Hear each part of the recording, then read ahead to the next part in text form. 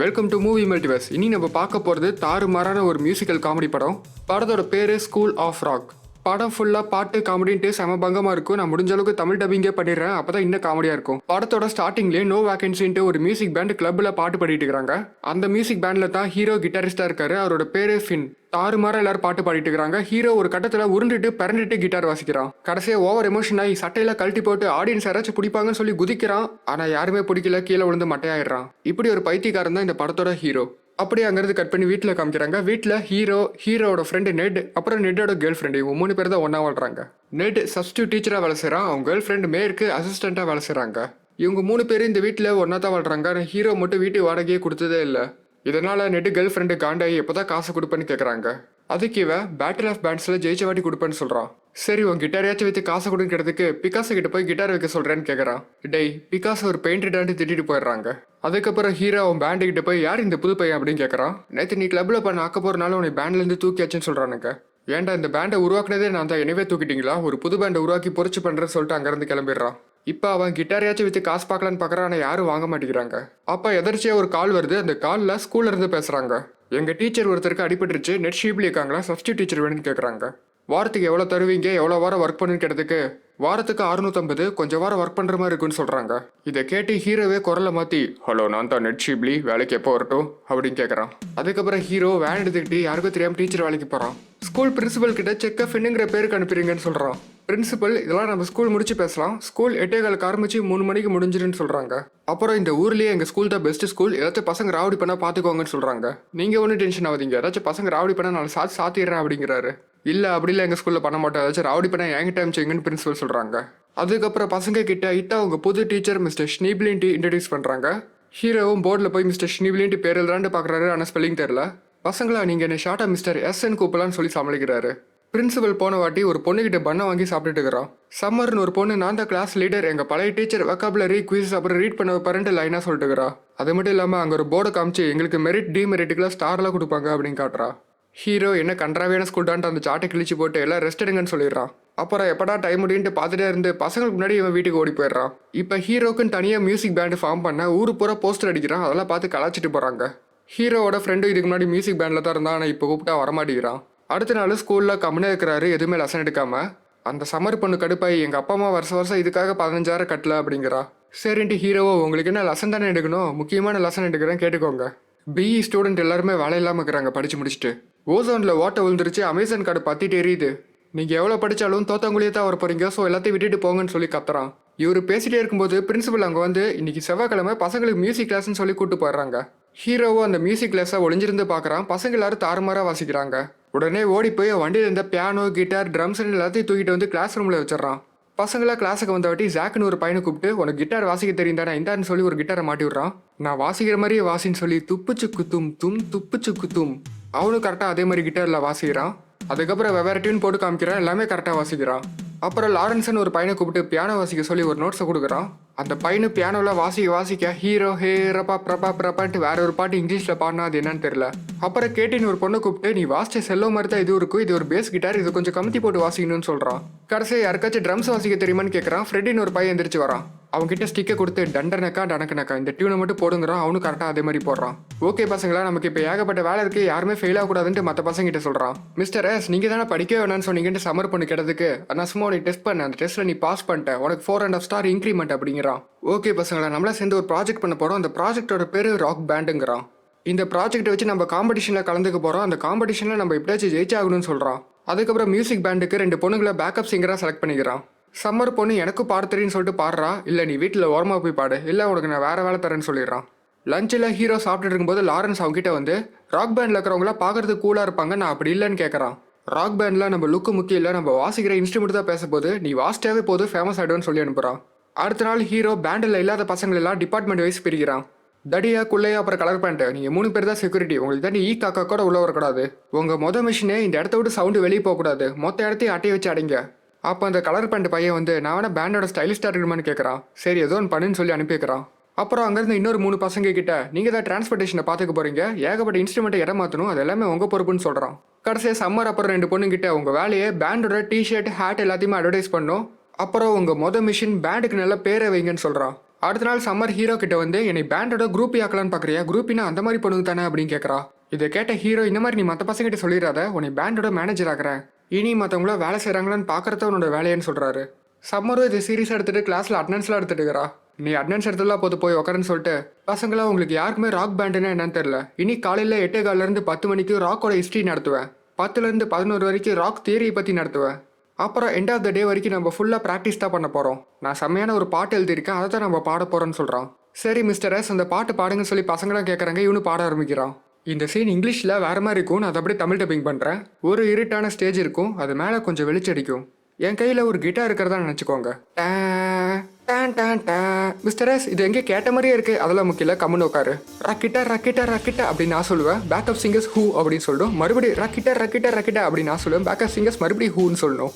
என்ன வேணா நடக்கட்டும், நான் சந்தோஷமாக இருப்பேன், ரூடி கீழே பொகே வரணும், ட்ரை ஐஸ் எப்படி யூஸ் பண்ணு அப்புறமே சொல்கிறேன், உசுறு இருக்க வரைக்கும் நான் உல்லாசமாக இருப்பேன், மேலேருந்து பயங்கரமான லைட்டிங் வரணும், இது ஏன் தகுதி, பேக்கப் சிங்கர்ஸ் லா ல லா ல லா ல லா, நிஜமா யாருன்னா பேக்கப் சிங்கர்ஸ் லா லா லா லா லா லே.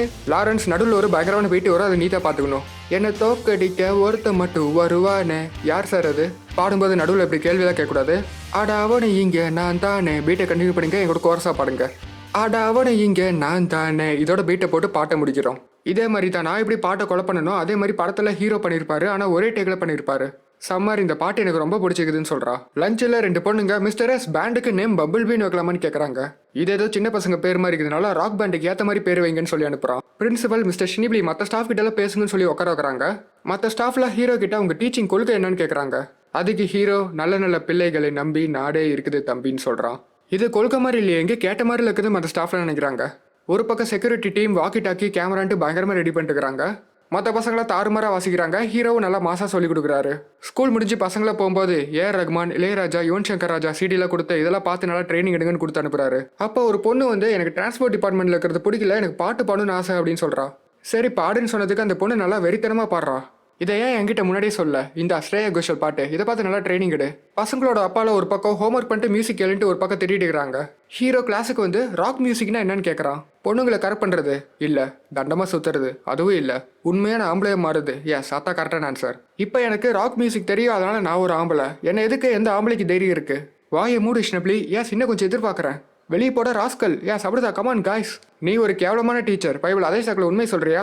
நீ ஒரு தோத்து போன நாத்த முடிச்சு குண்டா, இதுக்கு அதுவே பரவாயில்ல போல. சூப்பர் காய்ஸ், இப்படி தான் கொஞ்சம் கொஞ்சமாக உங்களுக்குள்ள ராக் மியூசிக்கை கொண்டு வரணும். இப்போ உங்களுக்கு பிடிக்காத விஷயத்த ஒவ்வொன்றா சொல்லுங்க, அதை நான் பாட்டை மாத்துறேன். அப்போ அந்த ஃபேன்சி பேண்ட் பையன், சார் உங்களே தான் எனக்கு பிடிக்காதுங்கிறான். உனக்கு 2 ஸ்டார் டிக்ரிமெண்ட், கம்முன்னு உட்காருன்னு சொல்லிடுறான். இன்னொரு பையன் எனக்கு பேய்னா பயன்னு சொல்கிறான். நார்மலாக நீங்கள் பேயை பார்த்தா எப்படி பயப்படுவீங்க? பேயே பேயன்னு கத்துவீங்க. இதே ராக் மியூசிக்னா கரண்ட்டில் அடிப்பட்ட காக்கா மாதிரி தலையை ஆட்டிக்கிட்டே பேயே பேயே அப்படி கற்றணும். இந்த வகையில் நீங்கள் பாட்டு கற்றுக்கலாம், அதே டைம் பேய் பயமும் போயிடும். அதுக்கப்புறம் ஹீரோ போர்டில் ராக் மியூசிக் பற்றி கிளாஸ் எடுக்கிறான். பேக்கப் பாட்டு பாடுற பொண்ணுங்களா டான்ஸ் ஸ்டெப் கொஞ்சம் கற்றுக்குறாங்க. ஹீரோ வாசிக்கும் போது வாய் எப்படி வச்சுக்கணும்னு சொல்லி தரான். அப்புறம் பழைய ராக் சிங்கர் சிட்டியில் போட்டு எப்படி உட்காந்துட்டு பாடணும், எப்படி கையை ஆட்டிகிட்டே பாடணும், எப்படி படுத்துட்டு பாடணும்னு சொல்லி கொடுக்குறான். பசங்களும் அதை பார்த்து நல்லா ட்ரைனிங் எடுக்கிறானுங்க. பிரின்சிபல் ஒரு பக்கம் பேரண்ட் டீச்சர் மீட்டிங் இருக்குது, எல்லாரும் ப்ரெசன்டேஷன் பண்ணுன்னு சொல்கிறாங்க. இவங்க எப்பயுமே இப்படி தான் சிடுசிடுன்னு இருப்பாங்களான்னு கேட்டதுக்கு, இல்லை சில டைம் சரக்கடிப்பாங்க, அப்போ ஜாலியாடுவாங்கன்ட்டு பக்கத்தில் இந்த ஸ்டாஃப் சொல்கிறாரு. அதுக்கப்புறம் ஹீரோ யாருக்கும் தெரியாமல் பசங்களை மியூசிக் பேண்ட் செலக்ட் பண்ணுற ஆடிஷனுக்கு கூட்டிகிட்டு போகிறான். செக்யூரிட்டி பசங்களும் மற்ற பசங்களும் கிளாஸ் நடக்கிற மாதிரியே இவரோட வாய்ஸை ரெக்கார்ட் பண்ணி போட்டு காமிச்சிட்டு இருக்கிறானுங்க. ஸோ பிரின்சிபலுக்கும் சந்தேகம் வரல. ஆடிஷனில் ஒரு பொண்ணு நான் பாட மாட்டேங்கிறா, நீ பார்த்து எல்லாரும் சிரிப்பாங்க அப்படிங்கிறா. நான் கூட தான் குண்டாக்குறேன், ஆனால் அது பிரச்சனை இல்லை, ஒரு டைம் பாட ஆரம்பிச்சா எல்லாருமே கொண்டாட ஆரம்பிச்சிருவாங்க, அதான் முக்கியம்னு சொல்லிட்டு மனசு தேத்தி கூட்டிட்டு போறாரு. இவ்வளோ கஷ்டப்பட்டு அங்கே போய் பார்த்தா ஆடிஷன் ஓவர், கிளம்புங்கன்னு சொல்லிடுறாங்க. இந்த பசங்களை அவங்க குட்டி விரல வச்சு கஷ்டப்பட்டு வாசிட்டு ட்ரைனிங் எடுத்திருக்காங்க, ஒரே ஒரு பாட்டு மட்டும் சான்ஸ் கொடுன்னு சொல்லி கண்டபடி திட்டுறாரு. ஆனால் இவர் சொல்கிறத யாருமே கேட்கல. அப்போ சம்மர் ஒரு ஐடியா கொடுக்குறாரு. என்னன்னா, ஹீரோ ஸ்டேட் அவர்கிட்ட போய், சார் நாங்கள் மியூசிக் ஸ்கூல்லேருந்து வரோம், இந்த பசங்களை சாவ போகிறாங்க, இந்த பசங்களோட கடைசி ஆசையை தான் என்ன வியாதியில் சாவ போகிறாங்க?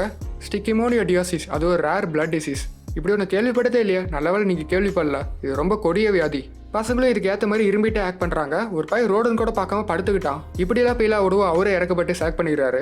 செலக்ட் ஆன குஷியில் பசங்களாம் குதிக்கிறாங்க. ஷாக்க குறைங்க, நீங்களா சாவ போறீங்க, சாரி சார். ஹீரோ சந்தோஷத்தில் தோரில் ஒரு பாட்டு வரல, அந்த பாட்டை போட்டுட்டு வண்டியை ஜாலியாக ஓட்டிட்டு இருக்கிறாரு. மேனேஜர் சம்மர் உனக்கு 50 ஸ்டார் இன்க்ரிமெண்ட்னு சொல்கிறாரு. அதுக்கப்புறம் கிளாஸுக்கு போய் ஜாலியாக பாட்டு பாடிட்டு இருக்கும்போது 2 பொண்ணுங்க பேரை செலக்ட் பண்ணிட்டோம், நம்ம பேண்டோட பேர் ஸ்கூல் ஆஃப் ராக்னு சொல்கிறாங்க. போட்டு தாக்கு பேர் மாசு, இந்த உலகத்துக்கே நம்ம ராக் மியூசிக்கை சொல்லித்தரலான்னு சொல்கிறாரு. அப்போ செக்யூரிட்டி பசங்க ரெட் அலர்ட்னு சொல்கிறாங்க, ஏன்னா பிரின்சிபல் உங்கள் கிளாஸை நோக்கி வந்துட்டு இருக்கிறாங்க. உடனே அவங்க வச்சு இந்த இன்ஸ்ட்ருமெண்ட்ல உள்ள தூக்கி போட்டு கிளாஸ் நடத்துற மாதிரி நடிக்கிறாரு.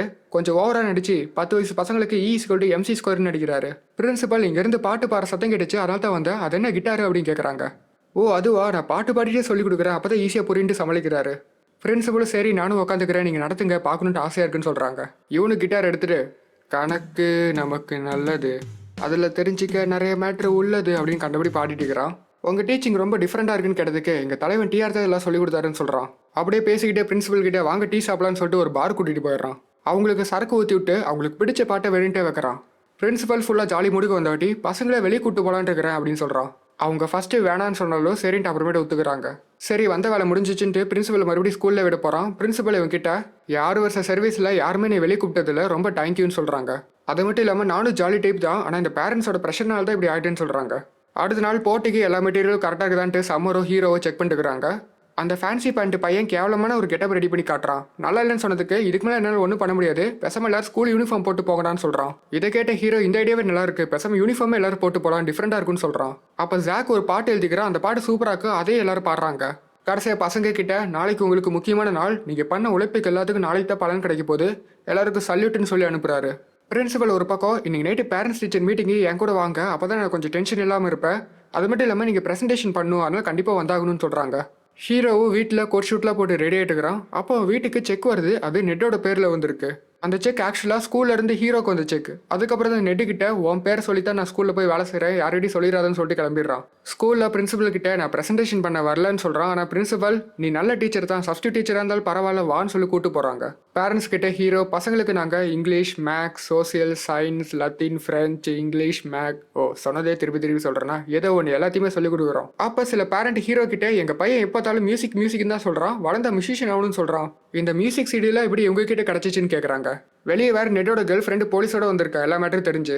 கடைசியாக ஹீரோ பேரண்ட்ஸ் கிட்ட வேறு வழி இல்லாமல் உங்கள் பசங்க எல்லாருமே திறமசாலிங்க, ஜாக் பயங்கரமான கிட்டாரிஸ்ட், வெறும் 10 வயசு தான் ஆகுது, கோர்டன் பயங்கரமான புத்திசாலி, லைட்டிங்கில் 3 நாளில் முடிச்சு கொடுத்துருவான், அப்புறம் மார்த்தா ஹை பிச்சில் பாடக்கூடிய அருமையான சிங்கர், கடைசியாக சம்மர் அமெரிக்காவோட முதல் பெண் ஜனாதிபதியாக நிற்க கூட சான்ஸ் இருக்குது அப்படின்னு சொல்கிறாரு.